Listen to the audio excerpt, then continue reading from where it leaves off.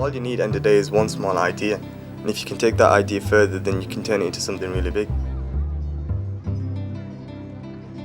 I didn't go into business immediately after leaving school. I did 10 years working for another company, from starting an apprenticeship, finished off as an assistant to a chief engineer at a firm employing about 500 people.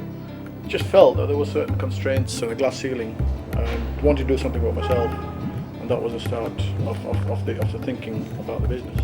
I worked my way up from an apprentice to like a foreman in like 5 years, and I worked there for 12 years.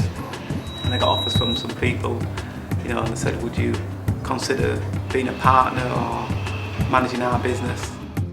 Worked my way through the shop floor areas and did driving for the family business, and then went into the offices and learnt the management. Although I'd had a college education, I still needed to go through the ropes and learn the business from the bottom to the top. Oh, absolutely. I've been told that if you were ethnic, you had family, and you are a woman, your chances are very slim in being successful.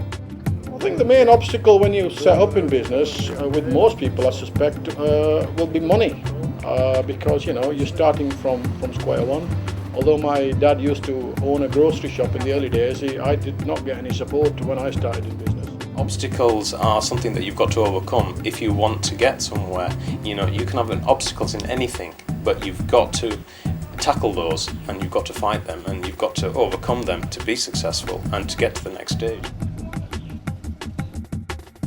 Very little support at the beginning from the banks. Yes, the support is there if you've got some collateral or some security that you can extend to them. So it was a case of putting everything down, your house deeds, even my uncle's house deeds, if I remember.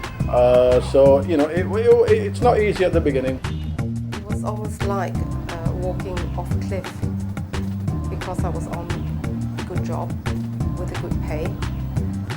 To suddenly decide to set up on your own, you have to have financial backing. The first 6 months I was working 7 days a week, and I was working from 8 in the morning to 1, 7 days a week. I didn't actually have any practical experience. So during that first sort of 18 months as well, I used to take manuals, and when everybody had gone home in the evening, I used to go in the studio and basically teach myself how to broadcast. Whatever I do, I like to think, or I try my very best, that there is no place for number 2. There's no place for number 3. You have to be number 1. Yeah, so that has been always the aim of it, and the recognition from the general public, from the media, from the various awards, what we received, that motivation keeps you going.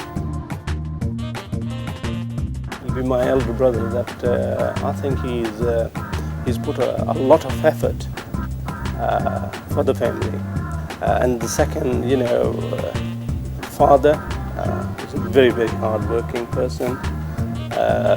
I think those are the 2 role models for me. It was never really just about role models. I think if you take generally that, if you take my family generally, they were my role models really, because they were succeeding, they were doing things, and then as I'm growing up, I started looking at the big organisations and what they were doing, and I wanted to be like them. If I can do it, there are thousands of young kids out there who are much, much better equipped than what I was or what my elder brother was. I think they can do it. It's just a matter of putting their thoughts together and focus. That is all. Decide on the reasons why your basically business is better than everybody else, because there's no point in going in as a copycat to somebody else and not having your own strengths. If they really feel that they have got what it takes to be a business person, and are willing to work hard and have faith in themselves and self-belief, then go for it. Don't let other people discourage you. Don't listen to what other people say. You must know yourself. And if you believe in yourself and you're focused in where you're going, you will get there. Always reach for the top. Don't just set yourself a low standard. Set yourself a high standard. Whether you reach it or not, it's a different matter. But the goal is to try and get there.